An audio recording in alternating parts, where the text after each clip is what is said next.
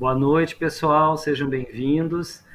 Estamos aqui em mais um debate após as pré-estreias, né, do filme Nunca Mais, que nós realizamos a partir de uma peça de teatro que eu comecei a escrever em 2016. Tenho aqui comigo o Rodrigo.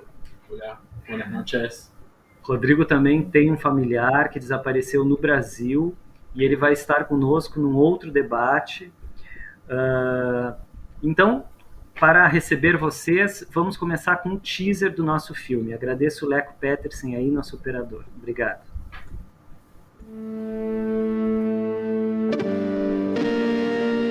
Era um bebê sempre sorridente, que corria com seu catavento pelo jardim da casa.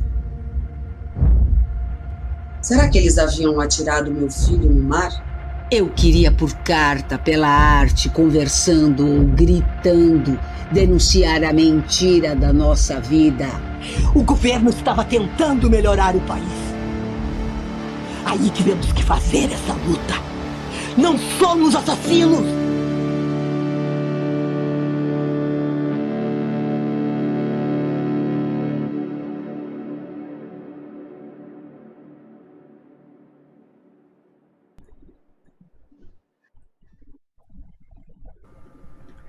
Muito obrigado. Agradeço a todas as nossas atrizes maravilhosas também que estão aqui com a gente hoje. E nós vamos começar justamente, né, com a Ana Gomes, que é uma das nossas três atrizes, a Nayara Hari, a Sandra Vilches e a Ana Gomes. E a Ana não conseguiu falar até hoje, né, nos nossos encontros, por um problema de internet, conexão. Então nós temos aqui hoje a Ana para dar seu depoimento sobre a obra, sobre o seu processo, como ela vivenciou aí esses debates. Por favor, Leco, obrigado. Olá, boa noite.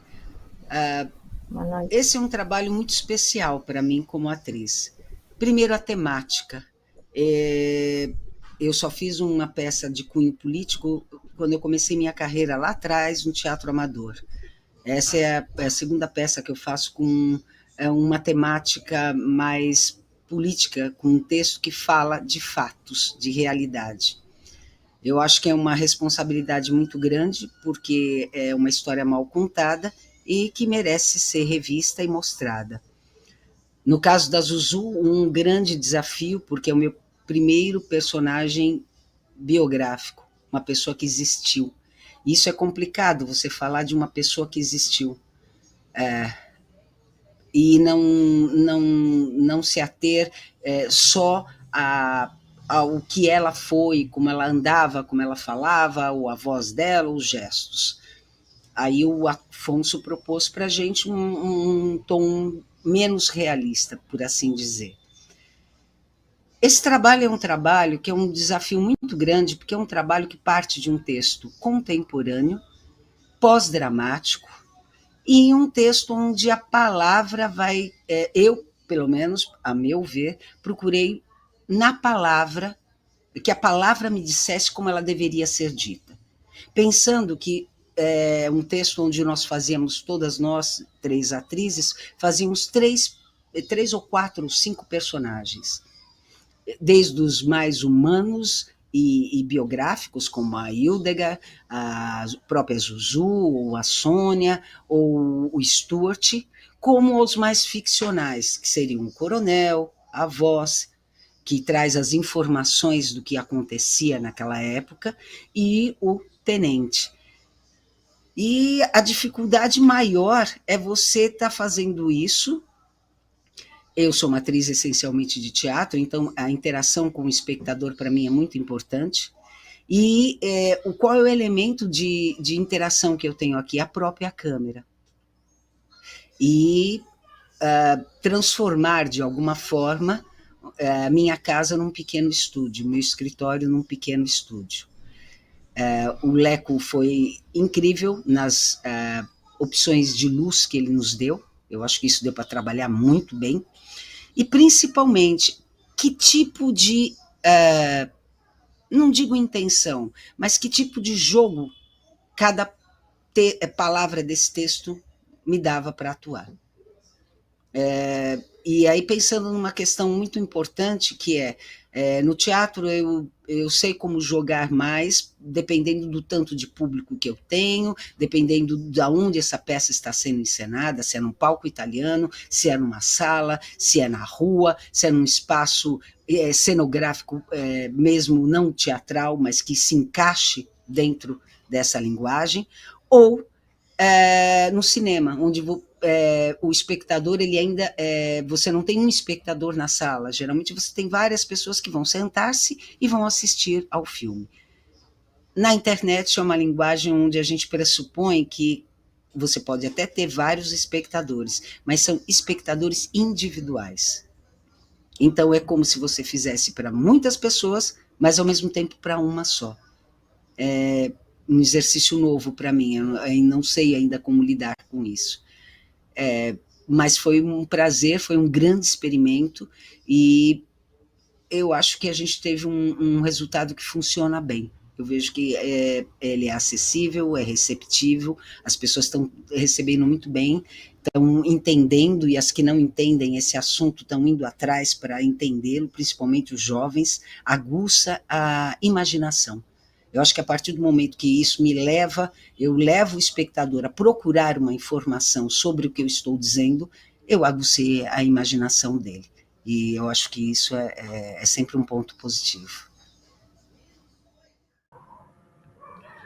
Ok, muito obrigado a Ana, atriz maravilhosa aí que enriqueceu o nosso trabalho. E obrigado, Leco.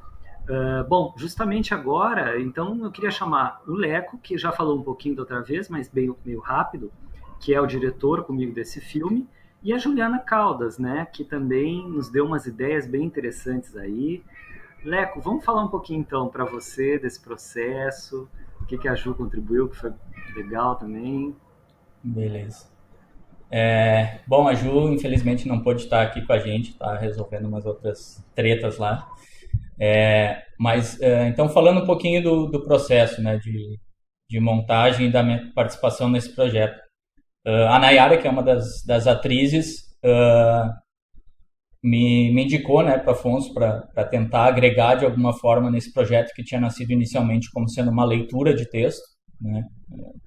Me corrijam se eu estiver errado, mas a ideia inicial era simplesmente juntar todos vocês num Zoom e gravar essa ligação de Zoom, né, com a leitura do texto. E aí eu entrei para tentar dar alguma outra cara um pouco mais rica em termos de audiovisual, assim, né, para não ficar uma coisa só ali as carinhas das pessoas falando, né. Eu já tinha vindo de alguns experimentos em relação a trabalhar com audiovisual remoto, por questão da pandemia e tal, né, então acabou me desafiando no meu cotidiano normal, que não é esse, né, estar presencialmente, filmar coisas, enfim, trabalhar fotografia de forma presencial, mas eu já estava vindo de um histórico de ter trabalhado com pessoal de teatro e tal, e com peças de forma remota, né, que foi um grande desafio, assim, porque tu tem que orientar a gente criar alguma coisa, mas com o que cada um tem nas suas casas, enfim, né, com o que tem de figurino em casa, com o que tem de recurso de luz em casa, enfim. Então, foi inicialmente primeiro um trabalho de tentar fazer uma orientação para as atrizes, né, de como como colocar a câmera, que tipo de luz caseira usar. E depois a questão de como unificar isso, né, de forma visual que ficasse interessante, porque como cada uma tem uma... Vocês estão me enxergando que eu estou vendo? Deu uma travada aqui, vocês estavam me escutando? Tá. Sim. Depois que eu vi que eu estava falando, estava parado. Então, o desafio foi tentar unificar essas diferentes câmeras e diferentes imagens de cada uma das meninas, né, e trazer algo a mais, que foi a questão dos inserts, né, ao longo do texto, para trazer mais informação além do que aquilo que estava sendo dito, né. Então, entrou essa ideia de ter esses inserts de momentos históricos, depois com sugestão do Afonso de inserir algumas imagens mais surrealistas, assim, dos animais, ali das aranhas e tal. E acabou resultando nisso, né, com o auxílio também da trilha sonora, que ajudou a criar essa tensão, né, que é o tempo inteiro aquele texto que não para nunca, né, e aquela tensão sendo gerada e tal. E o resultado ficou isso aí que vocês viram ou vão ver, né, no link disponibilizado lá. E a Ju, que é a minha namorada, colaborou ali inicialmente, porque como todas as atrizes interpretam vários personagens ao longo do texto, não é cada uma é um personagem, ela ajudou em como é que a gente ia fazer essas gravações para otimizar também o tempo, né? Tipo, então a gente determinou que a gente ia pegar o roteiro original e quebrar em diferentes formas de roteiro, onde a gente pegaria, vamos pegar a Sandra. Então hoje vamos gravar a Sandra sendo o coronel, a Sandra sendo a Zuzu, a Sandra sendo todo mundo. E ela vai lá e vai se arrumando e vai gravando essas coisas. E aí depois eu costurei esse emaranhado de 15 mil gravações aí para ficar na ordem correta do texto. E eu acho que é isso, assim, eu fiquei bem satisfeito com o resultado também. E tá rolando papos aí de a gente tentar transformar, como ele ficou com 40 minutos, é um formato que é meio um limbo no audiovisual, porque assim, ou a gente tem um curta-metragem ou tem um longa-metragem, né, pensando em audiovisual, em festivais e coisa. E ele acabou ficando com 40 minutos, 41, né? Então tá rolando aí uma discussão do que a gente vai fazer com esse produto, né? Se a gente daqui a pouco a gente vai dar uma modificada nele, fazer virar um longa, ou existe a possibilidade de extrair alguma coisa e fazer um curto. Então a gente está nessa discussão ainda do que fazer com esse produto, né? Que apesar de muito legal, ele acabou ficando com um tempo que meio que sabota ele, assim, para veicular ele em outras plataformas que não só o YouTube, enfim. E eu acho que é isso. Perfeito, Leco. Te agradeço muito. Vocês não sabem o que foi a pesquisa do Leco, gente. Ele foi atrás, falava lá um personagem comandante, ele ia lá atrás da foto do Lamarca. Foi um trabalho assim incansável dele. Nós filmamos 7 roteiros, né? Então vocês imaginem que ele teve que montar tudo isso. E quero agradecer muito a Juliana Caldas, né, que teve essa ideia de cada roteiro, as meninas, né, gravarem com figurino tudo. Acho que foi uma ideia muito legal, que criou esse mosaico aí. Obrigado a todos, viu? Bom, agora nós vamos falar com a dona Elza Oshiro. A dona Elza está aqui na Argentina, onde eu também estou, e ela é membro dos familiares dos desaparecidos da comunidade japonesa e também co-presidente do movimento ecumênico pelos direitos humanos aqui da Argentina. Ela teve seu irmão, né, desaparecido, e na verdade nós estamos então falando que isso era um sistema que operava em toda a América Latina, né, a Operação UBAN, e que tem muitas ligações, né? Dona Elza, como te va? ¿Todo bien? Hola, buenas noches. Bueno, encantada de que me hayan invitado. Espero que decir cosas que sirvan, ¿no? Bueno, yo vi el film y escuchar a esa madre, a Zuleika Ángel, era como escuchar a mi mamá. Y a otras tantas madres que conocí a lo largo de estos 40 años, más de 40 años que pasaron desde que se llevaron a mi hermano. Mi hermano se llamaba Jorge y tenía 18 años y era estudiante secundario. Por otro lado, cuando escucho el discurso de los militares en el film, justificando el golpe de Estado, que defienden a la tradición occidental y cristiana, veo que el discurso es el mismo. Bueno, y no es casual, ¿no?, que el discurso sea el mismo, porque esto fue un plan sistemático, ¿no?, pergeñado por Estados Unidos, y que produjo grandes dictaduras en todo el cono sur, no solo en Brasil y Argentina. Tenemos que en Paraguay, desde 1954 a 1989, tuvo la dictadura más larga, que es la de Alfredo Stroessner. En Bolivia, en 1971, el coronel Hugo Banzer desplazó a Juan José Torres. Buscó asilo en la Argentina y en 1976, después del golpe militar, fue secuestrado y asesinado. También Uruguay tuvo una dictadura que duró desde el 73 al 85, y Chile la tristemente recordada dictadura de César Augusto Pinochet. Bueno, todas estas dictaduras se basaban en la doctrina de la seguridad nacional, en donde las Fuerzas Armadas estaban habilitadas para reprimir a su propio pueblo. Y recibieron instrucción militar por parte de las tropas norteamericanas en la Escuela de Panamá. Y también se articulaban en el Plan Cóndor, que ya fue muchas veces mencionado en estos debates. Todo esto en un contexto de Guerra Fría. Dos bloques que dividían al mundo en el bloque capitalista y el bloque socialista. Bueno, en Argentina los militares tenían fuerte apoyo en las grandes empresas nacionales y extranjeras. También tenían el apoyo de ciertos comunicadores sociales que iban preparando el clima para que la gente asumiera las dictaduras militares como salvadores de la situación crítica que estaban atravesando. También contaron con la complicidad de la dictadura, no hicieron nada para combatirla.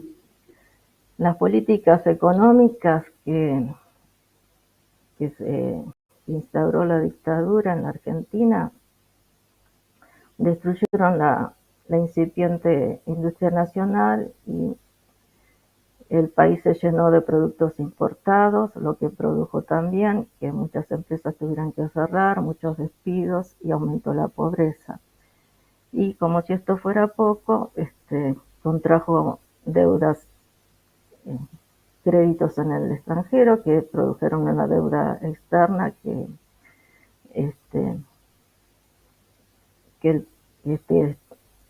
hizo muy difícil que el gobierno democrático que asumió después pudiera recomponer económicamente al país.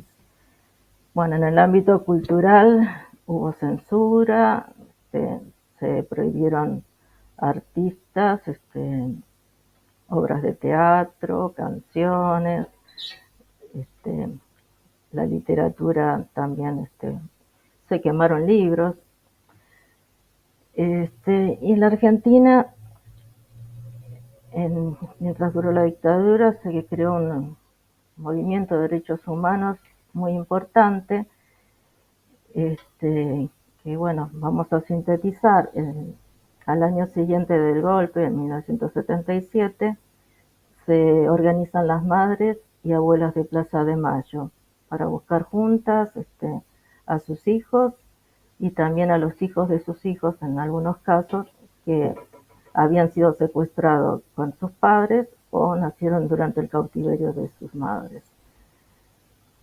También recordamos que en 1978 en la Argentina fue sede del Campeonato Mundial de Fútbol. Esto fue aprovechado por las madres de Plaza de Mayo y por el Movimiento de Derechos Humanos para poder conversar con los corresponsales extranjeros. Desde el oficialismo se decía que esto era mentira, que esto era una campaña antinacional, antiargentina, y se lanzó el eslogan: los argentinos somos derechos humanos, tristemente recordados. Bueno, al año siguiente se hizo presente en la Argentina una delegación del Comité Interamericano de Derechos Humanos, donde ahí los familiares pudimos hacer las denuncias. Otro hito importante es que en 1982 los militares desembarcan en las Islas Malvinas, que están en poder de los ingleses desde principios del siglo XIX, y bueno, creyeron que era una empresa fácil, pero no, el gobierno inglés mandó sus tropas y a los 2 meses tuvieron que rendirse. Esto desprestigió mucho a las Fuerzas Armadas y no tuvieron más remedio que convocar a elecciones. Antes de dejar el gobierno en manos de los civiles, intentaron instalar una autoamnistía, pero no tuvo éxito porque el gobierno siguiente, el gobierno democrático, creó la Comisión Nacional para la Desaparición de Personas, la CONADEP, y ahí pudimos hacer las denuncias. Se produjo un informe bastante completo, pero bueno, muchas familias no pudieron hacer las denuncias porque algunas familias habían sido diezmadas, otras estaban en el extranjero. Y al año siguiente esto fue insumo para que se hicieran el juicio a las juntas militares. Pero el ambiente todavía no estaba pacificado, hubo levantamientos de oficiales y suboficiales que estaban implicados en la guerra sucia y que condicionaron al gobierno democrático y lamentablemente el Congreso dictó las leyes de obediencia debida y punto final que retrasaron los juicios. Esto recién se remontó en 2003, cuando el mismo Congreso anuló estas leyes y permitieron que se pudieran seguir realizando los juicios. Bueno, les cuento algunas cifras importantes. A fines del año pasado, en diciembre, había 1.088 personas condenadas por crímenes de lesa humanidad. Se habían realizado 300 juicios y sin embargo había 1.036 represores que habían fallecido. Esto los organismos de derechos humanos y los familiares estamos reclamando que se aceleren los juicios porque se está convirtiendo en una impunidad biológica, digamos. Muchos represores mueren sin tener condena. Sin embargo, en los juicios ningún represor dio información. Toda la información la aportan los sobrevivientes que pudieron salir con vida de los campos de concentración y los familiares.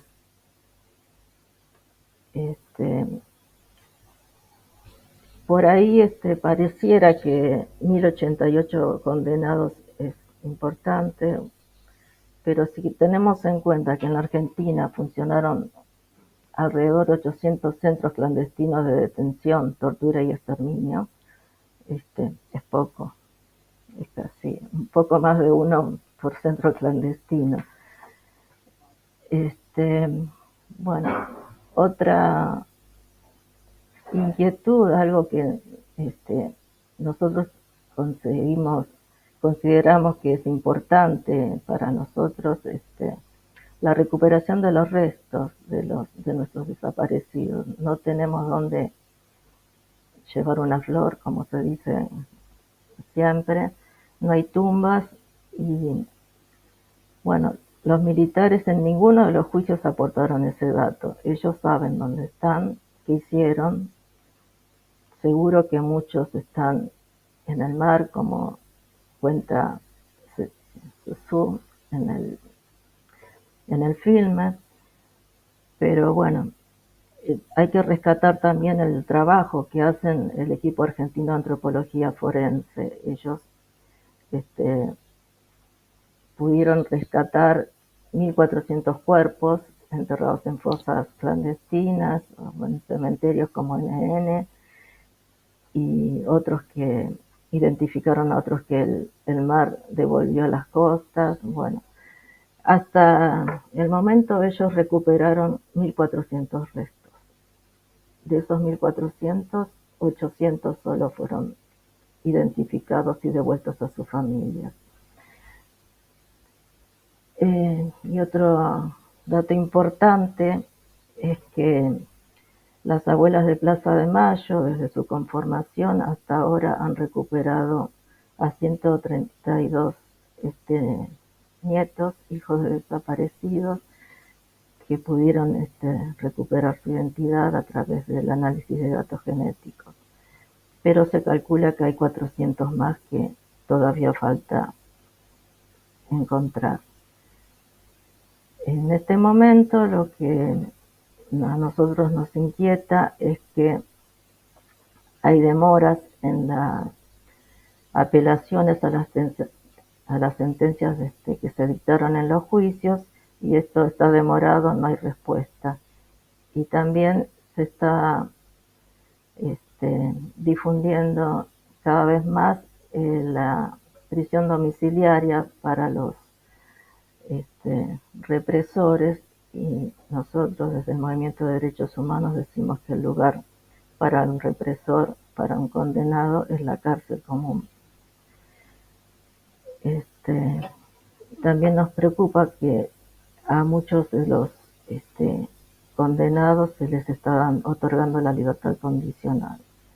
Bueno, a pesar de todo esto, nosotros seguimos levantando las banderas de memoria, verdad y justicia, y como dijo Lula hace poco, el presidente Lula dijo que dictadura nunca más, democracia para siempre.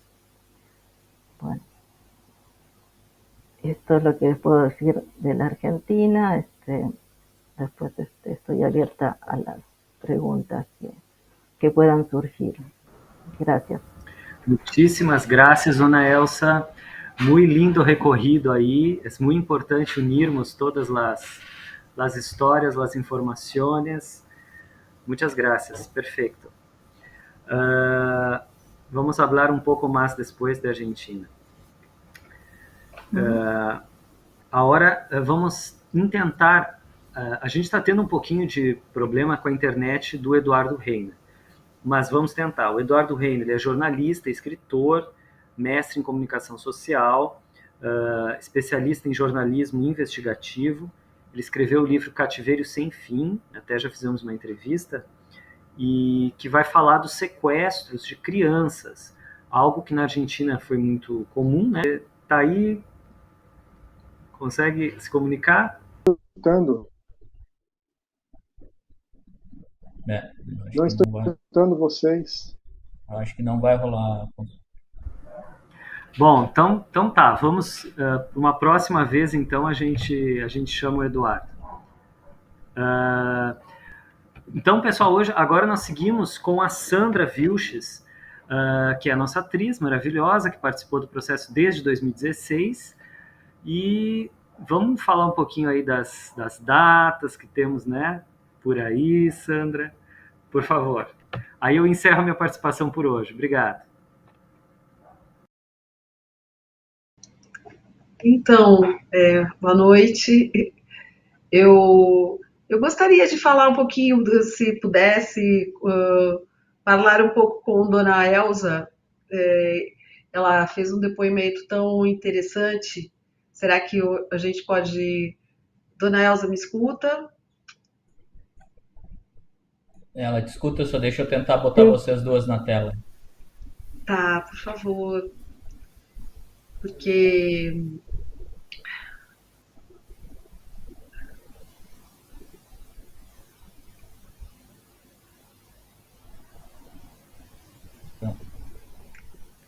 Olá. Está me escutando, Olá. Elsa? Sí, no entendí la pregunta. Tudo bem? Como te vas? Eu hablo el portunhol, el famoso portunhol. Sí. Espero que me entiendas. Tu conosco o Brasil, tu conosco um pouco a realidade, a Comissão da Verdade em Brasil, como algum paralelo entre o processo, né, que tu falou em Argentina, que mesmo, sim, de pouquito, mas comparado com o Brasil, né, nós caminhamos sem nada acá, né? Tu conosco um pouco o que acontece por acá com a Comissão da Verdade? E outra pergunta, você já conhecia a história de Sussu Angel anteriormente? No, no conocía la historia de Susú, pero escuchando este relato, como dije antes, es, parece calcado, es muy, muy similar a lo que pasó acá, ¿no? Yo decía que me hacía acordar a mi mamá cuando dice que por ahí su hijo está en el mar, ¿no? En el río. Este, una vez volviendo en avión, el aeroparque de Buenos Aires está pegado al río y se ve desde el avión las aguas del río y mi mamá decía, ahí puede estar Jorge, ¿no? Y bueno, se ve que la metodología que le dieron, las instrucciones que les dieron los militares norteamericanos a nuestros militares, les hacía hacer cosas similares.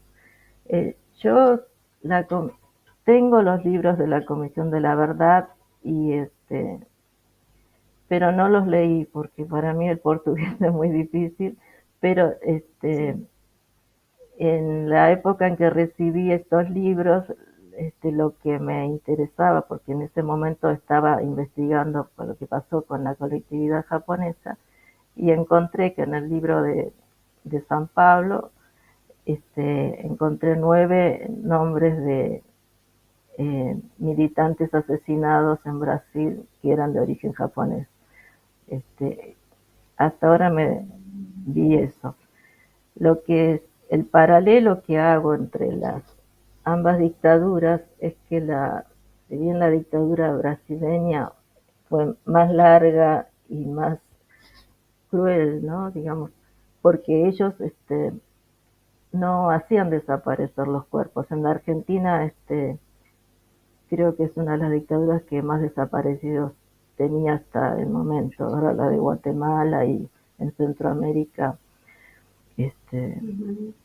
muestran que la cantidad de desaparecidos, esta metodología se ha seguido propagando. Yo creo que la dictadura brasileña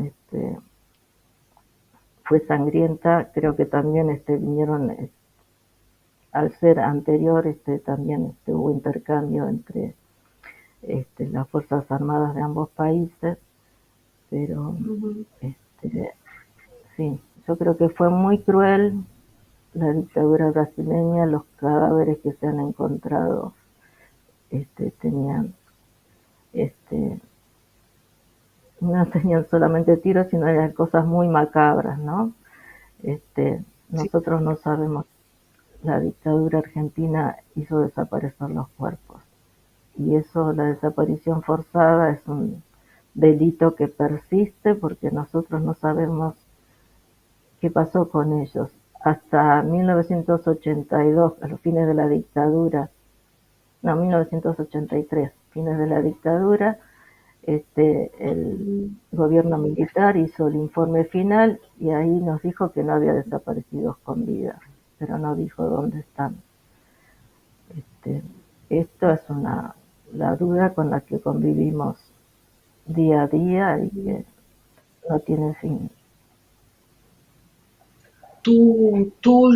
Porque nosotros entrevistamos no primeiro debate a hija de Sussu Angel, né? Hildegard Angel, e ela não, ela abraçou mais recentemente, ela abraçou a causa, né, de seu irmão, mas houve todo um movimento para ela se aproximar. No princípio, creio que também era jovem, mais jovem, e teve um outro caminho até se aproximar à causa. E tu, conta um pouquinho, tu eras mais jovem, menor, maior que seu irmão, já estava também envolvida com questões políticas. Como tu se aproximou a essa questão, Elsa? Bueno, nosotros éramos 6 hermanos. Yo soy la mayor y cuando se llevan a Jorge, él tenía 18 años, yo tenía 22. ya estaba casada y estaba embarazada de 7 meses, un poco más de 7 meses. Así que cuando se lo llevan a Jorge, y yo ya no vivía en casa, y fue mi hermano, el que le sigue a Jorge, que es un año menor, me fue a buscar para contarme. Y cuando fui a casa, mi papá se enojó porque él pensó que a Jorge iba a volver pronto, porque él tenía 18 años, ¿no? La dictadura nos había engañado diciendo que el golpe militar se iba a reprimir a la guerrilla. Y por mucho tiempo nosotros pensamos eso porque no teníamos información de lo que estaba pasando. A Jorge se lo llevan el 10 de diciembre de 1976. Entonces pensamos que era una averiguación de antecedentes y que iba a volver. Por eso mi papá decía que pronto, que no valía la pena haberme asustado porque era cuestión de días, pero no fue así. Bueno, al principio, el que se ocupó de todo esto fue mi hermano José Luis, que tenía un año menos que Jorge, con la ayuda de una prima que nos consiguió un abogado que hiciera un habeas corpus. Y después, cuando ya mi hijo había nacido y yo podía salir, bueno, ahí me hice cargo, empecé la búsqueda. Bueno, mis padres, como saben, mi papá era japonés, mi mamá hija de japoneses, por una cuestión de idioma y todo eso. Yo me hice cargo de la búsqueda, de hacer las denuncias, llevar los habeas corpus y todo eso.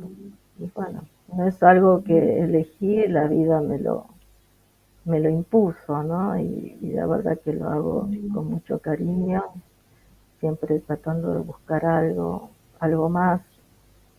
Y bueno, y así estamos. Sim, aqui estamos. Então, graças por tus palavras. E quero encerrar, né, esta live, este encontro. Teremos outros debates relacionados ao Nunca Mais, com convidados super especiais, como a Elza Oshiro, e provavelmente retomaremos o contato com o Eduardo Reina. O Eduardo ia falar, né, esse livro muito interessante interessante e triste, terrível, sobre as crianças sequestradas, crianças e adolescentes sequestrados aqui no Brasil pela ditadura. Né? Ele é um jornalista investigativo e fez um trabalho muito interessante e muito importante sobre isso. Recentemente, acho que foi, se não me engano, 2015 ele publicou esse livro aqui. E queria encerrar, Elza, porque acá nós, quer dizer, 8 de março, né, tão próximo, está chegando o Dia Internacional das Mulheres. Teremos manifestações, com certeza, aí na Argentina, movimento das mulheres muito forte, né? Provavelmente as mulheres tomarão as ruas, as mulheres tomarão as ruas aqui também no Brasil. E a gente aqui admira demais o movimento das mães e das abuelas de março, né, da Praça de Maio.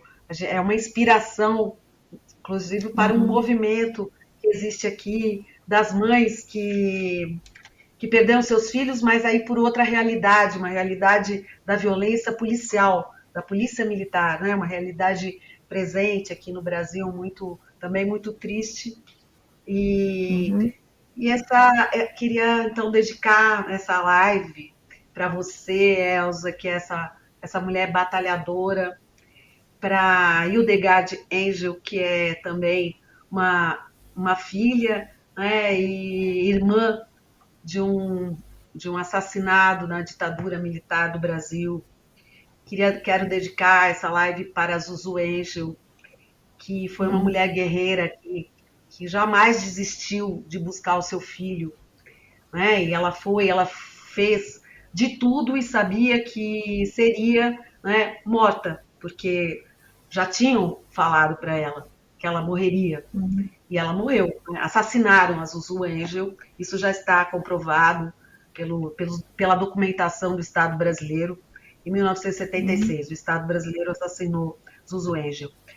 Então, a gente quer dedicar essa live também a tantas mulheres que foram torturadas, que foram mortas na ditadura, que perderam seus filhos e que não puderam enterrar seus corpos. Uma coisa muito triste, acho que talvez uma das coisas mais tristes, né? Eu não sou mãe, mas eu suponho que, para uma mãe, a coisa mais triste é, primeiro, ter o filho morto antes de si, né? Porque na cadeia se espera que justamente a mãe naturalmente morreria antes do filho. Isso já é uma coisa terrível, ter o filho morto. E outra coisa mais terrível ainda é não poder enterrar seu corpo, né?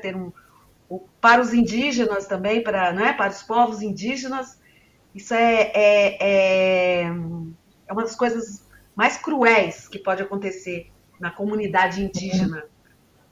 E acho que para nossas comunidades, né, para as pessoas que ainda têm coração, para as nossas comunidades que não são indígenas, isso é uma questão de muita dor.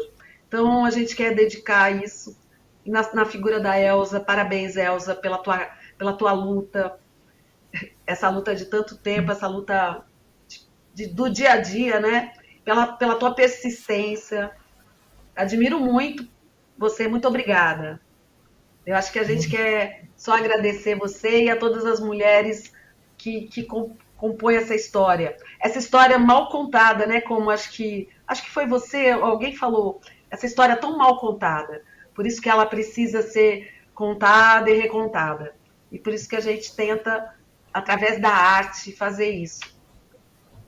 ¿Cierto? Sí, y sobre todo en esta época en donde hay discursos de odio y también hay una tendencia al negacionismo, ¿no?